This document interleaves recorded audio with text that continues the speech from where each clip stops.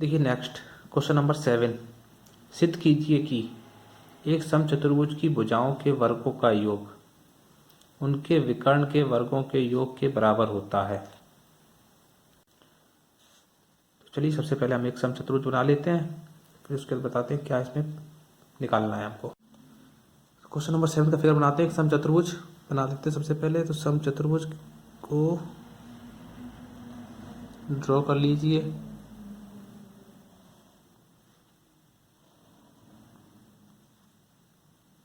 और उनके विकर्णों के योग के बराबर होता है, तो हमको विकर्ण भी बनाने पड़ेंगे। नाम दे दीजिए इसको ए बी सी और डी। जहाँ पे विकर्ण एक दूसरे को इंटरसेक्ट कर रहे हैं उस पॉइंट को नाम दे देते हैं ओ। ठीक है, अब देखिए हमको क्या प्रूफ करना है। सबसे पहले तो समचतुर्भुज की भुजाओं के वर्गों का योग उसके विकर्ण के योग के बराबर होता है। तो भुजाओं का वर्ग मतलब ए बी, ठीक है ना। उससे पहले हम यहाँ पे लिखते हैं जो चीज़ सिद्ध करनी है या ज्ञात करनी है, सिद्ध करना है ए बी का स्क्वायर प्लस बी सी का स्क्वायर विकर्ण भुजाओं के वर्ग। तो ये तो भुजाएं हो गई A B, B C, C D और डी ए बी का स्क्वायर प्लस बी सी का स्क्वायर प्लस सी डी का स्क्वायर और प्लस ए डी का स्क्वायर इक्वल टू विकर्णों के वर्गों के योग के बराबर। तो विकर्ण होगा ए सी प्लस ए सी का स्क्वायर प्लस बी डी का स्क्वायर। ये हमको ज्ञात करना है, ठीक है ना। और देखिए हमको गिवन क्या है, ये एक समचतुर्भुज दिया गया था। समचतुर्भुज के जो विकर्ण है, इसी कुछ प्रॉपर्टी हो जाती है। विकर्ण जो होते हैं समचतुर्भुज के, आपस में जहाँ पे इंटरसेक्ट कर रहे हैं, जो एक दूसरे को कट कर रहे हैं, जहाँ पर वो उस जगह पर 90 डिग्री का एंगल बनाते हैं। ये वाला जो एंगल बनेगा ये होता है 90 डिग्री का, ठीक है ना। और एक दूसरे को जहाँ पे ये इंटरसेक्ट करते हैं तो देखिए क्या होता है कि भुजाएं जो होती है आपस में बराबर होती हैं। इसको आप ऐसे समझ सकते हैं, इसकी प्रॉपर्टी आप चाहे तो नोट कर लीजिए। ये हो जाती है क्या, समचतुर्भुज के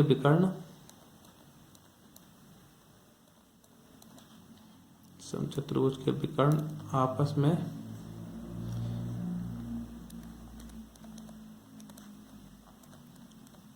एक दूसरे को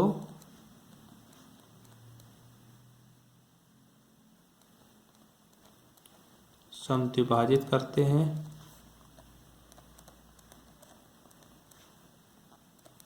और समकोण होते हैं। देखिए ये जो डिवाइड कर रहे हैं एक दूसरे को, जैसे ये लाइन आई तो इस वाली लाइन ने इस वाली लाइन को क्रॉस किया, तो इसका मीन्स हुआ ये वाली जो भुजाएं हो गई दोनों, ये आपस में इक्वल हो गई। और इसी प्रकार जो ये वाली इस वाली भुजा ने क्या किया, इस वाली भुजा को इंटरसेक्ट किया, तो ये वाली भुजा और ये वाली भुजा इक्वल हो गई। कहाँ से कहाँ तक, ए ओ इक्वल हो गया किसके, ओ सी के। इसमें कहीं भी ऐसा नहीं होता कि ए ओ इक्वल हो जाएगा ओ डी के, ऐसा नहीं होता है। ए ओ इक्वल हो गया किसके, ओ सी के, और यहाँ से डी ओ इक्वल हो गया किसके, बी ओ के, ठीक है ना।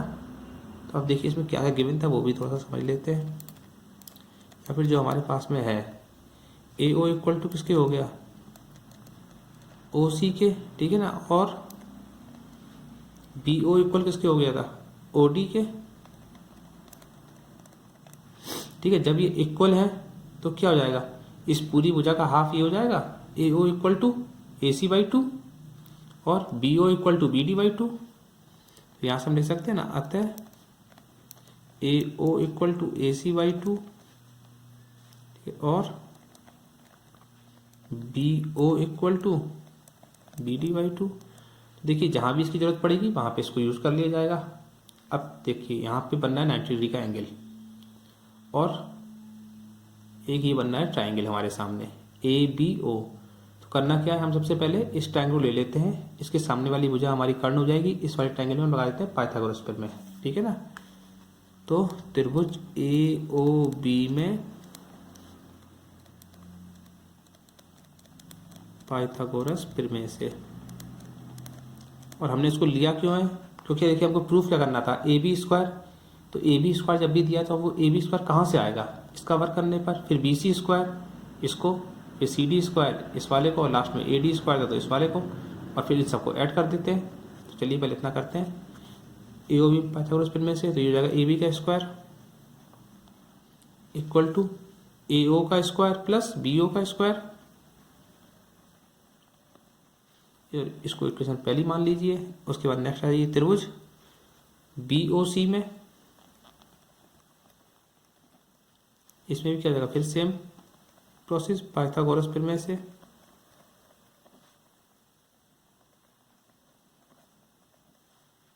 क्या जाएगा बी सी का square equal to B O का स्क्वायर प्लस ओ सी का स्क्वायर, इक्वेशन सेकंड। अब त्रिभुज सी ओ डी में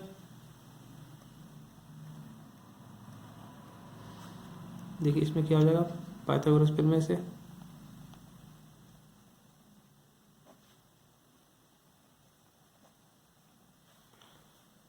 सी डी का स्क्वायर इक्वल टू सी ओ का स्क्वायर प्लस ओ डी का स्क्वायर, इक्वेशन थर्ड। और सबसे लास्ट ए ओ डी में, तो अब आ जाइए त्रिभुज ए ओ डी या डी ओ ए में, किसी भी लिख दीजिए डी ओ ए में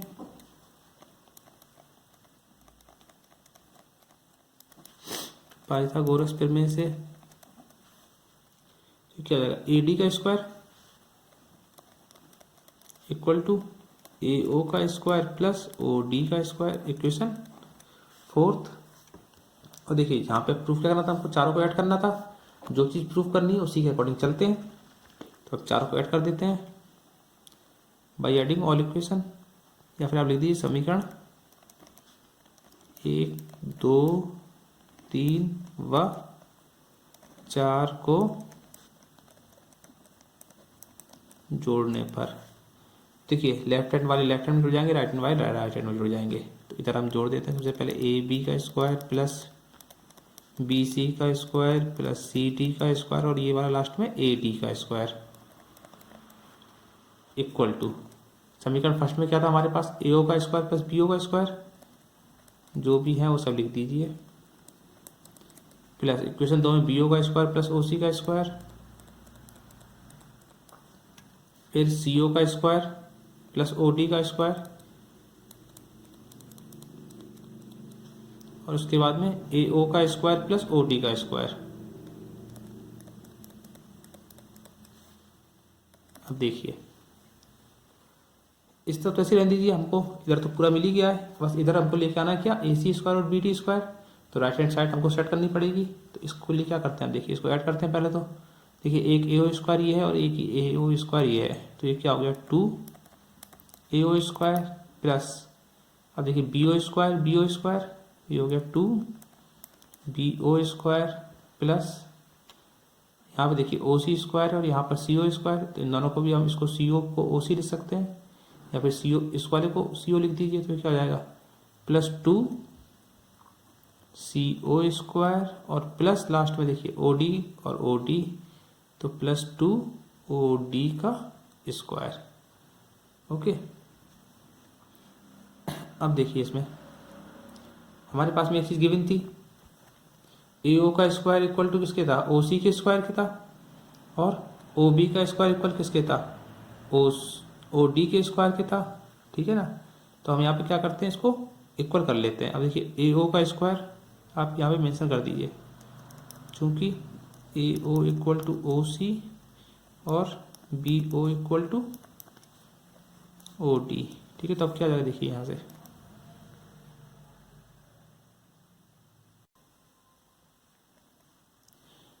2 ए ओ का स्क्वायर प्लस 2 बी ओ का स्क्वायर, और देखिए सी ओ को हम ओ सी समझ लें अगर, तो सी ओ को ओ सी लिख सकते हैं ना। तो इसको क्या जाएगा, ए ओ का स्क्वायर हो गया प्लस 2 ए ओ का स्क्वायर, और ऐसे ओ डी है तो ओ डी को क्या लिख सकते हैं बी ओ, ये हो गया 2 बी ओ का स्क्वायर। अब देखिए इसको हम फिर से ऐड कर देते हैं। तो 2 ए ओ का स्क्वायर प्लस 2 ए ओ का स्क्वायर क्या हो गया 4 ए ओ का स्क्वायर प्लस 4 बी ओ का स्क्वायर। ठीक है ना। अब देखिए इसमें क्या करते हैं हम, इस पूरे में से देखिए 4 कॉमन आ रहा है, तो 4 कॉमन ले लेते हैं, ए ओ का स्क्वायर प्लस बी ओ का स्क्वायर। ठीक है ना। देखिए वहां पे क्या आ गया था 4 ए ओ का स्क्वायर प्लस बी ओ का स्क्वायर, ठीक है ना। और देखिए यहाँ पे हम क्या दिखा चुके थे इस वाले में, पहले ए ओ इक्वल टू किसके था, ए सी बाई टू, और बी ओ इक्वल किसके था, बी डी बाई टू। भाई ये दोनों इक्वल थे, ठीक है ना। तो यहीं से हम ले लेते हैं, आप इधर मेंशन कर दीजिए। ये क्या था, ये तो था A B square plus B C square plus C D square plus A D square, ठीक है ना। और हमको यहाँ पे क्या गिवन है, A O equal to A C by two और B O equal to B T by two. चलिए देखिए इसकी वैल्यू पुट करते हैं तो क्या हो जाएगा, यहाँ पर ये हो गया 4, ये था ए ओ की value A C by two और इसका स्क्वायर प्लस बी ओ की value B T by two और इसका स्क्वायर। अब देखिए 4 स्क्वायर को ओपन करेंगे तो क्या हो जाएगा, ये A C square upon 4 plus B D square upon 4। अब देखिए इस 4 को कॉमन ले सकते हैं, बाहर आ जाएगा तो अंदर क्या बचेगा, A C square plus B D square. इस 4 से 4 कट गया, यहाँ क्या आ गया, A C square plus B D square. और ये किसके इक्वल था, ये था A B square plus B C square plus C D square plus D A square. और यही हमको ज्ञात करना था। बहुत इजी क्वेश्चन है, बस एक बार आप समझ जाएंगे तो इसको बहुत इजीली सॉल्व कर सकते हैं।